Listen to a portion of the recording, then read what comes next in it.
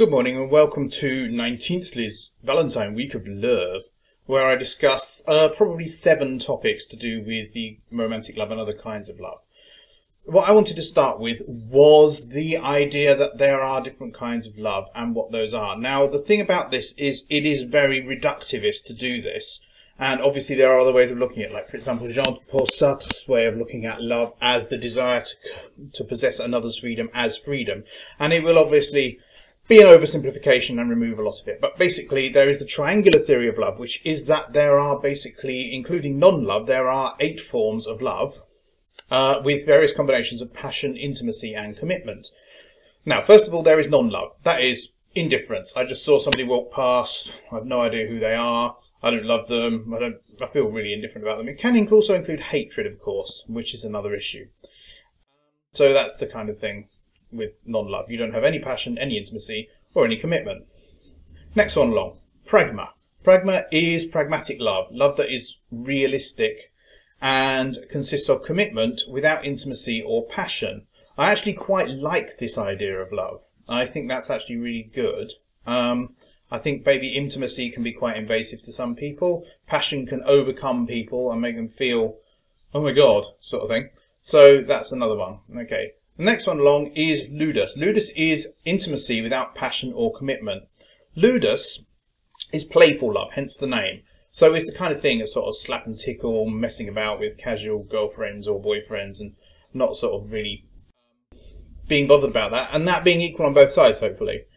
So that's another one. I mean, I think probably there is one example of that in my life. Or there was, rather.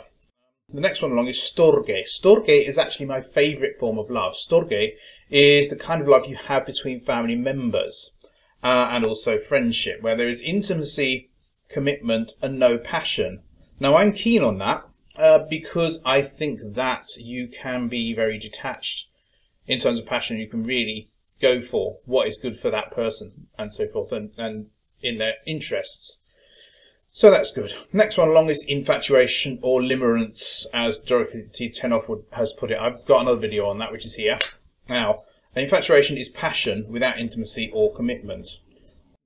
It's, at this point, probably clear that what we mean by love and what this list means by love isn't quite the same thing. So that's something that I've done a hell of a lot. Strings and strings of women in the past who I've got totally besotted with and not done anything about, or tried to do things about and not got anywhere with, and it's pretty horrible, to be honest. For some people it develops into romantic love, not for me. Okay, next one along is Mania. Mania is passion without intimacy or commitment.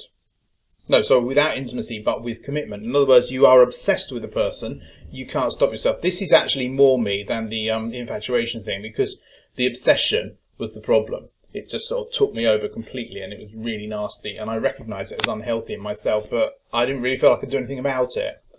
And there's another video on that, as you know, which is about the unrequited love. So that's pretty nasty stuff. Then you've got Eros. Eros is erotic love, in other words, sexual love between people, and consists of passion and intimacy without commitment. So it's like between the sheets. This is Luurve, as it were. I actually think you can use the words Luurve and so forth in that way. And finally, there's Agape, which is consummate love, consisting of passion, intimacy and commitment, which is how people generally see God as loving human beings. And maybe some sort of perfect couple as well, if that exists. So there you go. Those are the 7 kinds of love plus non-love. And I'll see you tomorrow with another video about love. Probably on humanist weddings, but I'm not sure. Bye.